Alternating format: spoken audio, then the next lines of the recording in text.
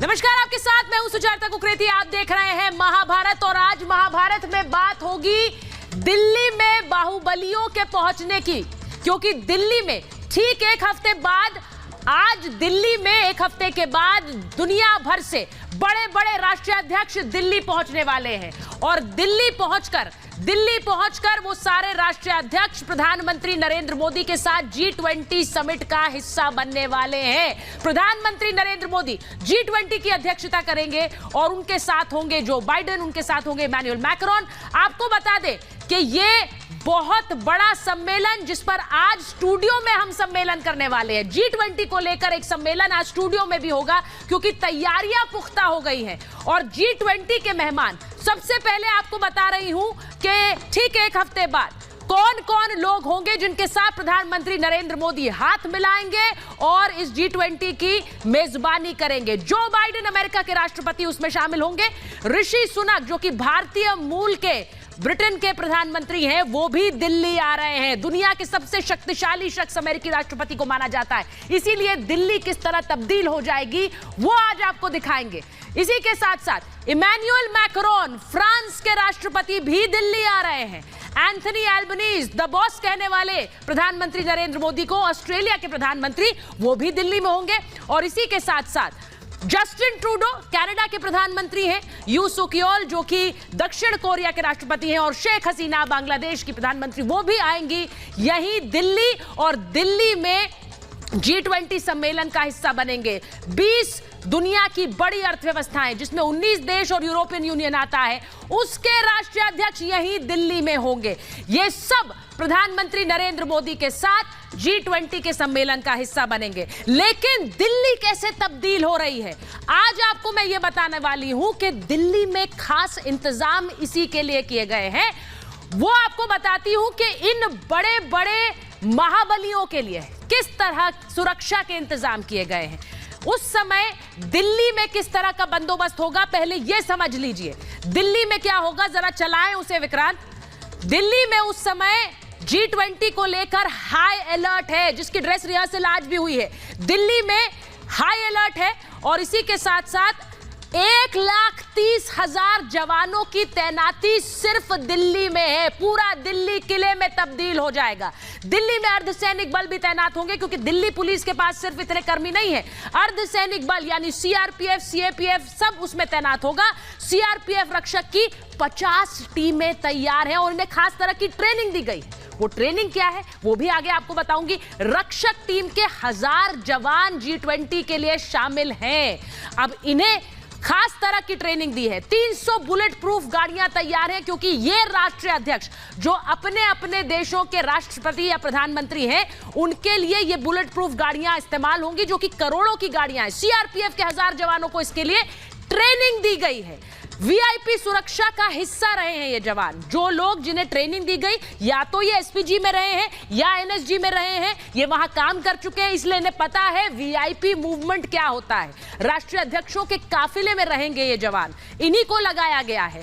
अब आपको यह भी बताती हूं कि इन्हें किस तरह की ट्रेनिंग दी गई है, वो समझना जरूरी है। क्योंकि जब जो बाइडेन अमेरिका के राष्ट्रपति, जो कि दुनिया के सबसे शक्तिशाली राष्ट्राध्यक्ष हैं, वो जब हिंदुस्तान में होंगे, दिल्ली में होंगे, तो उनकी सुरक्षा काफिले में जो लोग लगे हैं, काफिले से ठहरने तक VIP की सुरक्षा की जिम्मेदारी इन्हीं पर होगी।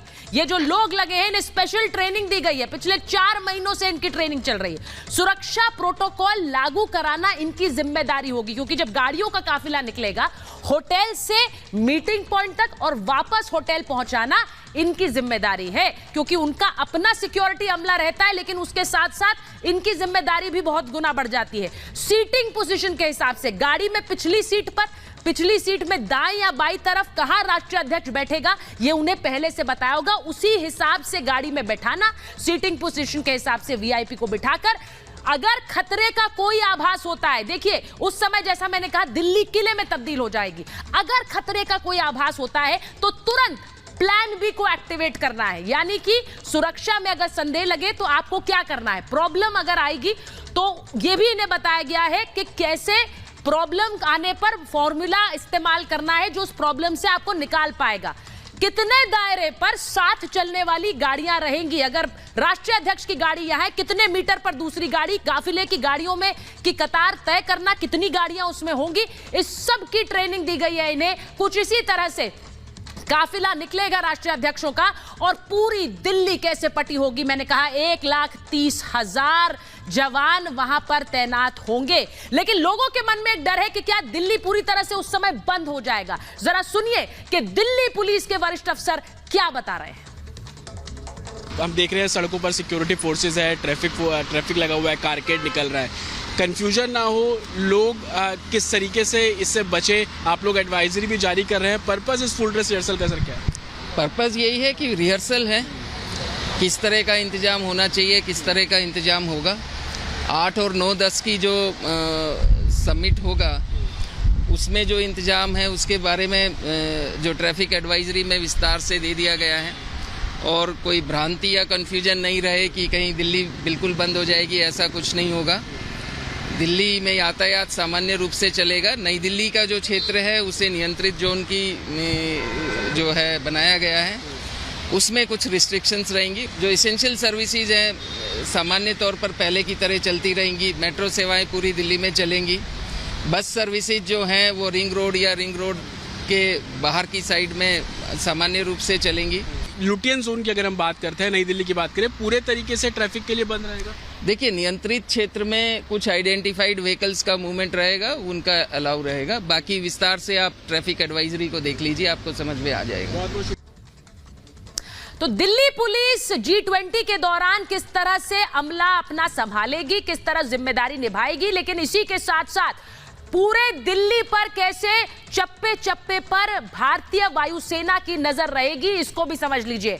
जो हिंडन, अंबाला, बरेली एयरबेस हैं उन्हें अलर्ट पर रखा गया है। यहां से कभी भी किसी भी समय फाइटर जेट उड़कर दिल्ली पहुंच सकते हैं। वायु रक्षा मिसाइल प्रणालियों की भी तैनाती की गई है, यानी एयर डिफेंस सिस्टम, किसी तरह का कोई खतरा हो उसे भागते हुए ये किस तरह से एक्शन ले सकते हैं। सतह से हवा में मार करने वाली मिसाइलें भी अलर्ट पर है, इन्हें भी तैनात किया गया है। किसी तरह का कोई खतरा दिखता है तो ये मिसाइल अटैक कर सकती है। 70 से 80 किलोमीटर लक्ष्य भेदने की इनकी क्षमता है। तो सोचिए, भारतीय वायुसेना ने पूरी तरह से जिम्मा अपने हाथों में लिया है। जो आकाश मिसाइल है वो भी एक डिफेंस शील्ड बनाएगी, सुरक्षा कवच बनाएगी। आप एक तरफ देख रहे हैं, यहां पर देखिए जो भारत मंडपम है जहां पर ये पूरा समागम होना है, सम्मेलन होना है, वहीं दूसरी तरफ भारतीय वायुसेना की नजर उस पर लगातार बनी हुई है। जो लड़ाकू विमान है उन्हें भी अलर्ट मोड पर रखा गया है, वो हाई अलर्ट पर रहेंगे। लड़ाकू विमानों को, जिनमें राफेल, मिराज, सुखोई, MKI, जिनकी तैनाती उस समय दिल्ली के आसपास जो एयरबेसेस हैं वहां पर रहेगी। कोई भी खतरा भापते हैं, क्योंकि मैंने पहले कहा दुनिया के शक्तिशाली राष्ट्रीय अध्यक्ष एक साथ दिल्ली में उस वक्त होंगे। प्रधानमंत्री नरेंद्र मोदी उनकी मेजबानी करेंगे। जो काउंटर ड्रोन सिस्टम है, यानी ड्रोन से अगर किसी